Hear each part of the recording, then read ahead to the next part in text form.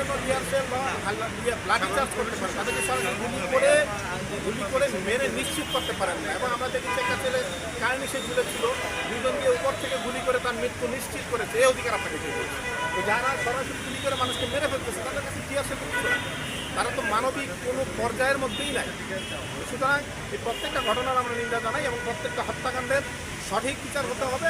এবং আমাদের যারা এখনো পর্যন্ত বন্দী অবস্থায় আছে, যাদেরকে অন্যায়ভাবে গ্রেফতার করা হয়েছে, তাদের সর্বশেষ ব্যক্তি যতদিন না পর্যন্ত মুক্তি পাচ্ছে ততদিন পর্যন্ত আমাদের আন্দোলন চলবে।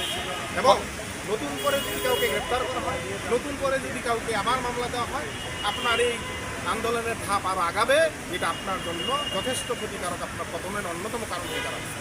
পরবর্তী পদক্ষেপ কি কর্মসূচি? পদক্ষেপ আজকে আমাদের এখানে আমরা দাঁড়িয়েছি, ধানমন্ডিতে আমাদের আরেকটা প্রোগ্রাম আছে, আমরা এরপরে আলোচনা করে আমাদের লেখক সমাজ রাস্তায় থাকবে এবং পরবর্তী পদক্ষেপ আপনাকে জানানো হবে। ওকে, ধন্যবাদ।